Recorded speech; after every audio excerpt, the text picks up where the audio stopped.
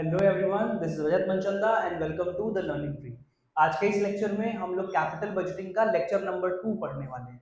Lecture number 1 में हम लोगों ने ऑलरेडी कैपिटल बजटिंग क्या है उसका इंट्रोडक्शन वाला पार्ट पढ़ लिया था। लेक्चर नंबर 2 में हम लोग जानेंगे कि कैपिटल बजटिंग किस तरीके से आपको प्रपोजल एक्सेप्ट करने में हेल्प करता है। तो कैपिटल बजटिंग के अंदर बहुत सारी ऐसी टेक्निक्स हैं जिसका इस्तेमाल करके बिजनेसमैन कौन सा प्रोजेक्ट उसके लिए फीजिबल होने वाला है, कौन सा प्रोजेक्ट उसके लिए प्रॉफिटेबल होने वाला है, इसका पता लगाता है। इसी के साथ साथ उसके अंदर क्या रिस्क फैक्टर है, कितना कॉस्ट आएगा, इन सारी चीजों की भी जानकारी उसको मिल जाती है। तो आइए स्टार्ट करते हैं।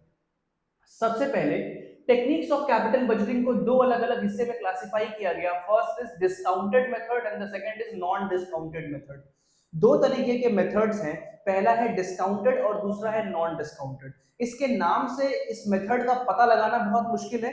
बस एक छोटी सी चीज है, आप लोगों ने ये वर्ड सुना होगा, टाइम वैल्यू ऑफ मनी। तो डिस्काउंटेड मेथड्स के अंदर जितने भी मेथड्स आएंगे वो टाइम वैल्यू ऑफ मनी को कंसिडर करते हैं, और नॉन डिस्काउंटेड मेथड्स के अंदर जो मेथड्स आएंगे वो टाइम वैल्यू ऑफ मनी को कंसिडर नहीं करते। तो समझने वाली बात यही है कि टाइम वैल्यू ऑफ मनी को कंसिडर करना या ना करना, ये मतलब क्या है इसका, actually time value of money क्या है। सो टाइम वैल्यू ऑफ मनी का कंसेप्ट तो बहुत बड़ा है, वो अलग से मैं उसके लिए पूरी वीडियो बना दूंगा, बट फॉर अ टाइमिंग आपको अगर समझना हो तो टाइम वैल्यू ऑफ मनी का मतलब होता है कि समय के साथ, जब समय बीतता है, समय के साथ पैसे की परचेजिंग पावर कम होती है, और whatever the amount you are going to earn in future, जो भी पैसा आपको फ्यूचर में मिलने वाला है या आप लगाने वाले हो, उसकी आज की वैल्यू क्या है। भाई अगर मैं 100 रुपए फ्यूचर में इन्वेस्ट करने वाला हूं तो उस 100 रुपए की आज की वैल्यू क्या है। इस तरीके से हम कंसिडर करते हैं टाइम वैल्यू ऑफ मनी। तो ये मेथड्स आपको ये बताएंगे कि यहाँ पे हम टाइम वैल्यू ऑफ मनी को बिल्कुल भी तवज्जो नहीं दे रहे हैं, कंसिडरेशन में नहीं रख रहे हैं। लेकिन डिस्काउंटेड मेथड्स में हम टाइम वैल्यू ऑफ मनी को ध्यान में रखते हुए प्रपोजल सिलेक्ट करते हैं। फॉर एग्जाम्पल, अज्यूम करिए कि आज अगर आप 100 रुपए से 1 लीटर पेट्रोल अफोर्ड कर पा रहे हो, तो ऑब्वियस सी बात है अगर उस 100 रुपए को वैसे ही अगर आप 1 साल के लिए रख दो तो 1 साल बाद क्या 100 रुपए में आपको 1 लीटर पेट्रोल मिलेगा? नहीं मिलेगा, क्योंकि वो पेट्रोल की वैल्यू बढ़ चुकी होगी और आपके पैसे की परचेजिंग पावर कम हो जाएगी। तो ऑब्वियसली हमें ये ध्यान में रखते हुए इन्वेस्टमेंट करना है कि वहां से जो रिटर्न मिलने वाला है वो रिटर्न उस समय के इन्फ्लेशन के हिसाब से ज्यादा होना चाहिए। क्योंकि अगर इन्फ्लेशन का रेट बढ़ रहा है, महंगाई बढ़ रही है और मेरा रिटर्न कम है, हमने उसकी आज की वैल्यू निकाल के उसको चेक नहीं किया है, तो ऑब्वियसली हम दिक्कत में आ जाएंगे। तो देखा जाए तो डिस्काउंटेड मेथड जो होते हैं वो ज्यादा सही रिजल्ट आपको बताते हैं। एनीवेज हम लोगों को तो दोनों ही समझना है क्योंकि दोनों ही उसके अंदर है और दोनों की अपनी अपनी इंपॉर्टेंस है। तो पहला नॉन डिस्काउंटेड मेथड जो हम पढ़ने वाले हैं दैट इज पे बैक पीरियड मेथड। नाम से ही क्लियर है, पे बैक, जो भी पैसा आपने लगाया है उसका वापस आना। इसको एक और नाम से हम लोग जानते हैं, उसको बोलते हैं रिक्यूपमेंट मेथड। रिक्यूपमेंट का मतलब होता है लगाया हुआ पैसा रिक्यूप कर लेना, रिकवर कर लेना। तो ये मेथड आपको क्या बताता है? It gives the number of years, सबसे इंपॉर्टेंट पॉइंट यही है, it gives the number of years in which the amount invested in a project is recovered और रिसीव्ड फ्रॉम द बिजनेस। तो अब भाई सीधी सी बात है कि आपने जो भी पैसा अपने बिजनेस में लगाया है, प्रोजेक्ट में लगाया है, वो पैसा कितने समय में वापस आ जाएगा आपके पास। फॉर एग्जाम्पल, मैं बोलूं कि मैं आज 1 लाख रुपए अपने बिजनेस में लगा रहा हूं और मैंने कैलकुलेशन करी एंड देन आई रियलाइज कि उस 1 लाख रुपए को, उस 1 लाख रुपए के कैपिटल को रिकवर करने में मुझे 5 साल लग जाएंगे। तो ये 5 साल क्या है? ये 5 साल आपका पे बैक पीरियड है कि आपको 5 साल लगेंगे उस 1 लाख रुपए को रिकवर करने में, एंड देन उसके बाद आप उसके ऊपर कमाई करना शुरू करोगे। भाई हमें जो कैपिटल लगाया उसको भी तो रिकवर करना जरूरी है ना। तो वही बोलता है पे बैक पीरियड मेथड कि आपका लगाया हुआ पैसा आपके धंधे से, आपके बिजनेस से कितनी जल्दी वापस आएगा। जितनी जल्दी वापस आएगा उतना ज्यादा प्रॉफिटेबल और अच्छा आपका बिजनेस माना जाता है। तो यहाँ पे बैक पीरियड के लिए दो तरीके की कैलकुलेशन मेथड्स हैं। पहला है when cash flows are even and दूसरा है when cash flows are uneven. तो देखिए, कैश फ्लोज आर इवन का मतलब होता है कि हर साल आप सेम अमाउंट की कमाई कर रहे हो, जो कि देखिए हाइपोथेटिकल है, पॉसिबल नहीं है। ये बिल्कुल भी पॉसिबल नहीं है कि एक साल आपको जितना पैसा मिला अगले साल भी उतना ही मिल रहा है, उसके अगले साल भी उतना ही मिल रहा है। हो सकता है, लेकिन ये हाइपोथेटिकल सिचुएशन ही मानी जाती है आज के सिनेरियो के हिसाब से कि हर बार आपको सेम अमाउंट ऑफ मनी मिले।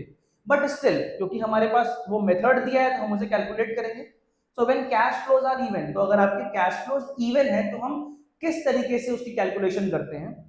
एग्जाम्पल मैंने यहाँ पे दिया है, मान लीजिए एक मशीनरी है जिसकी कॉस्ट 100 लाख रुपए है, ठीक। अगर किसी मशीनरी की कॉस्ट 100 लाख रुपए है, ये आपने पैसा इन्वेस्ट किया है मशीनरी में और आपको 2019 में 25 लाख रुपए का रिटर्न मिला, 2020 में भी 25 लाख रुपए का रिटर्न मिला, 21 में भी 25 लाख का मिला और 22 में भी 25 लाख का मिला। इसका मतलब क्या है, your cash inflows are even, हर साल की जो कमाई है वो बराबर से हो रही है।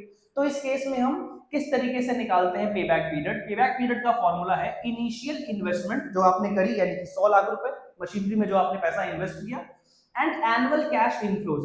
और एनुअल कैश इनफ्लोज तो एक बार का ले लेंगे, वही हर बार के बराबर होगा क्योंकि हर साल 25 लाख रुपए है।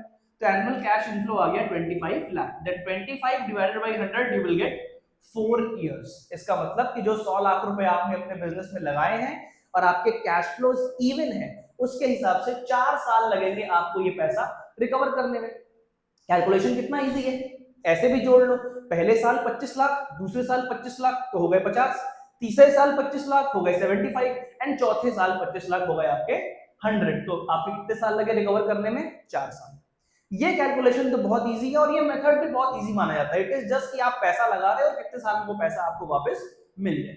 अब हम लोग अपने दूसरे एग्जांपल पे आते हैं जिसमें है when cash flows are uneven. यहाँ पे जो आपके हर साल के कैश फ्लोज हैं वो एक बराबर नहीं है, वो किसी साल ज्यादा और किसी साल कम भी हो सकते हैं। और यही एक्चुअल सिचुएशन होती है बिजनेस में। आपको ये तो नहीं होगा ना कि हर साल आपको एक तरीके का ही प्रॉफिट हो जाए, तो इस केस को समझना बहुत जरूरी है। एग्जाम्पल के तौर पे यहाँ आप देख लीजिए, आपकी मशीनरी की जो कॉस्ट है वो 40,000 रुपीज है, यानी कि जो आपने इनिशियल इन्वेस्टमेंट करी है वो 40,000 रुपीज की करी है। पहले साल आपको मिले 15,000, दूसरे साल 10,000, तीसरे साल 12,000 और चौथे साल 8,000 रुपए। ये आपका अलग अलग ईयर का प्रॉफिट यहाँ पे दिया हुआ है। तो इस केस में हमें एक कॉलम और ऐड करना पड़ता है जिसको हम लोग बोलते हैं CF, क्यूमुलेटिव फ्रीक्वेंसी। आप लोगों ने स्टैटिस्टिक्स में पढ़ा होगा कि क्यूमुलेटिव फ्रीक्वेंसी में हम लोग क्या करते हैं, इन सारे अमाउंट्स को आपस में ऐड ऑन कर लेते हैं। किस तरीके से, देखिए पहला 15 है तो वो 15 का 15 ही होगा। अब इस 15 में अगले साल वाले को हम लोग ऐड ऑन कर देंगे, तो 15 plus 10 you will gate 25, then again 25 plus 12 you will get 37, then again 37 plus 8 you will get 45, finally आ गया आपका 45। तो करना कुछ भी नहीं है, सिर्फ आपको एक अलग से कॉलम बना के क्यूमुलेटिव फ्रीक्वेंसी निकाल लेनी। कैसे, पहले का तो एज इट इज हो जाएगा, दूसरे में आप नेक्स्ट वाला ऐड कर दोगे, देन जो भी आंसर आएगा उसमें नेक्स्ट वाला ऐड हो जाएगा, फिर जो भी आंसर आया उसमें नेक्स्ट वाला ऐड हो गया। तो this is the result you will gate at last 45,000। इसके बाद फॉर्मूला तो हमें पता ही है ऊपर ये। अब एक बात बताइए, इसको देख के आपको क्या रियलाइज हो रहा है कि मशीनरी की हमारी कॉस्ट जो है वो 40,000 है, तो किस ईयर में 40,000 या 40,000 के आसपास आप पहुंच रहे हो? क्या आप यहां पहुंच रहे हो? नहीं। क्या आप यहां पहुंच रहे हो? नहीं। क्या आप यहां पहुंच रहे हो? हाँ, लगभग, क्योंकि 40,000 आपको रिकवर करना है और तीसरे साल आप कितना रिकवर कर पा रहे हो? 37,000 आप रिकवर कर पा रहे हो। तो एक बात बताइए, अगर तीसरे साल आप 37 रिकवर कर पा रहे हो तो आपको और कितना चाहिए? हमको पहुंचना है 40 तक और हमने रिकवर कितना किया तीसरे साल में? 37। तो you will have to get 3,000 more. तो 40 और 37 का डिफरेंस क्या हो गया? 3। तो पहले आप यहां पे लिखोगे 3,000। यहां तक की बात क्लियर है?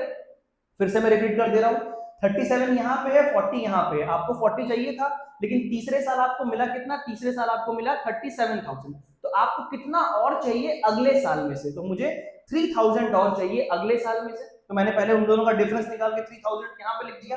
अब ये 3,000 आपको किस ईयर में चाहिए? नेक्स्ट ईयर, जो कि 4th ईयर है। तो 4th ईयर यानी कि ये 45 वाला है। तो जिस ईयर से हमें चाहिए होता है उसकी यहाँ पे जो अमाउंट है, जो प्रॉफिट है, उसको हम लोग डिनोमिनेटर में मेंशन कर देते हैं।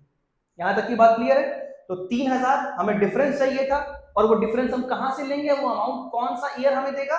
वो हमें देगा नेक्स्ट ईयर। क्योंकि ऑब्वियस सी बात है, आप नेक्स्ट ईयर को पूरा यूटिलाइज नहीं कर रहे हो, आप सिर्फ 3,000 रुपए के लिए यूटिलाइज कर रहे हो। तो ये वाला ईयर तो पूरा यूटिलाइज हो गया और डिफरेंस कितना आया? 3,000। और नेक्स्ट ईयर आप यूटिलाइज कर रहे हो सिर्फ और सिर्फ 3,000 रुपए के लिए, और वो कौन सा ईयर है?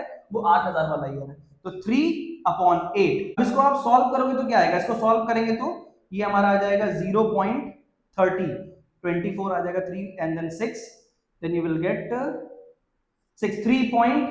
0.36 समथिंग, इस तरीके से आपका आंसर आएगा। तो ये तो हो गया किसका? 4th ईयर का, और आपने 3 साल पूरे इस्तेमाल किए थे, 1 2 3। तो यहाँ पे 3 इन तीनों का प्लस 0.36, 3.36 और 37 समथिंग आपका आंसर यहाँ पे आ जाएगा। तो this will be the year जो आपको लगे 40,000 को रिकवर करने में। तो देखिए हमने 3 साल लिया है पूरा कंप्लीट और चौथे साल का सिर्फ कितना पोर्शन लिया, 0.36। तो इस तरीके से हम निकालते हैं अनइवन कैश फ्लो के केस में पे back period method. I hope आपको ये मेथड समझ में आया होगा। थोड़ा सा कॉम्प्लिकेटेड है, वो भी अनइवन वाला, लेकिन एक बार करने लग जाओगे तो फिर दिक्कत नहीं होगी। स्टिल आपको लगता है कि आपके कोई डाउट्स हैं तो वो आप मेरे से कमेंट सेक्शन में पूछ सकते हो। मिलते हैं नेक्स्ट रन पे नए मेथड के साथ, तब तक के लिए बाय बाय।